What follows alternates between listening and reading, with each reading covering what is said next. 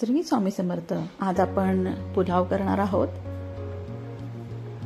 मी एक कांदा घेतलेला आहे, मी 2 चपटा मिरच्याचे काप करून घेतलेले आहेत आणि 4 हिरव्या मिरच्या अशा कापून घेतलेल्या आहेत, 4 लवंगा घेतलेल्या आहेत, 4 मिरे घेतलेले आहेत, 1 बाजा घेतलेला आहे, तेजपान, कपूरचिनी आणि चिमूटभर हिंग। तर आपण फोडणीला घेऊया। सर्वात आधी आपण हिंग घालणार आहोत तेलामध्ये आणि हिंगाचा छान असा घमघमाट सुटल्यानंतरच आपण त्यात जिरं घालायचं आहे। हिंग छान परतून झाल्यानंतर मी त्यात 1 चमचाभर जिरं घातलेलं आहे आणि आता मी सर्व तो मसाला घालणार आहे जो आपण काढलेला आहे पुलावसाठी। पूर्णपणे मसाला टाकल्यानंतर मसालाही छान त्यात परतून घेणार आहोत। मसाला परतल्यानंतर आपण त्यात कांदा घालणार आहोत। छानसा मसाला परतून तयार झालेला आहे, यात आपण कांदा घालणार आहोत। कांदाही छान व्यवस्थित आपण परतून घ्यायचा, छान लालसर होईल तोपर्यंत आपल्याला कांदा परतवायचा आहे। या प्रकारे कांदा छान परतून झालेला आहे। आता आपण ज्या मिरच्या काढलेल्या हिरव्या आणि लाल तर त्यात टाकायच्या, त्याही त्यात छान परतून घेणार आहोत आपण। बघा या प्रकारे छान असा मिरच्या कांदा परतून तयार होताना दिसतोय। तर आपण यात काढलेली फ्लॉवर, बटाटे आणि मटर घालणार आहोत। इथे आपण अर्धा चमचा मसाला घालायचा आहे, तोही गरम मसाला घालायचा। अर्धा चमचा आपण धनापूड घालायची आणि थोडी चिमूटभर हळद घालायची। घातल्यानंतर छान व्यवस्थित मिक्स करून घ्यायचं। व्यवस्थित मिक्स झाल्यानंतर आपण यात तांदूळ घालणार आहोत।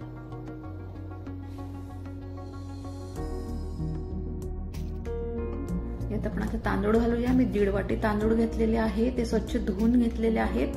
हे पुलावचे तांदूळ नाही आहेत, हे साधे तांदूळ आहेत, आपले आपण ज्याचं भात बनवतो ते तांदूळ आहेत।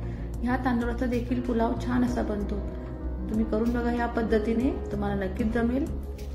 छान असं मिक्स केल्यानंतर आपण यात चवीनुसार मीठ घालणार आहोत। मीठ हे आपल्याला आत्ताच घालायचं आहे, नंतर घालायचं नाही पाण्यामध्ये। तुम्ही आता यात मीठ घाला चवीनुसार। मीठ घातल्यानंतर परत एकदा ते मिक्स करून घ्या व्यवस्थित आणि मिक्स केल्यानंतर आपण यावरती झाकण ठेवायचं आणि 5 मिनिटं तेलामध्ये हा पुलाव शिजू द्यायचा, म्हणजे परतून घ्यायचा तेलामध्ये झाकण ठेवून। बघा मीठ पण मिक्स केलेलं आहे, मी आता यावरती झाकण ठेवणार आहे।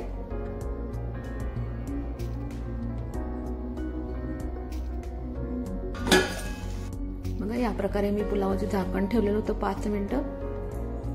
छान असा पुलाव छान असा परतलेला आहे, यामुळे पुलाव छान असा मोकळा होतो, म्हणून आपल्याला हे 5 मिनिटं परतून घ्यायचंय तेलामध्ये। तर यात आपण पाणी घालूया। बघा मी 1.5 वाटी घेतलेली होती तांदूळ, तर आपण 3 वाटी पाणी घालणार आहोत। यात 1ही वाटी पाणी जास्त घालायचं नाही, फक्त 3 वाटीच पाणी आपण यात घालणार आहोत, जेणेकरून भात छान असा मोकळा तयार होतो।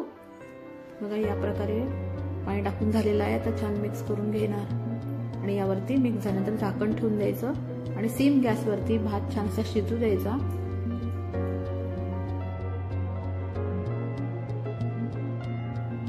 लसूण अद्रकची पेस्ट टाकायची राहिलेली होती, आपण आता घातली तरी काही हरकत नाही। त्याची चव ही पुलावमध्ये जाणारच आहे, कारण पुलाव हा शिजायचा बाकी आहे।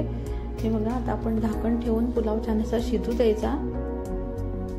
बघा या प्रकारे छान असा शिजताना दिसतोय। बघा यावरती आपण पुन्हा झाकण ठेवायचं। पुलाव छान शिजून तयार झालेला आहे। बघा कलरही छान दिसतोय पुलावचा, एकदम व्हाईटही दिसत नाहीये आणि पिवळाही दिसत नाहीये, कारण आपण थोडी हळद घातलेली होती, त्यामुळे पुलावचा रंगही फार छान दिसतोय आणि मसाल्यांमुळे पुलावचा वासही खूप छान येतो आहे। हे बघा पुलाव छान शिजून सुद्धा तयार झालेला आहे आणि छान मोकळाही झालेला आहे। या प्रकारे पुलाव फारच छान बनत असतो, तुम्ही करा, तुम्हाला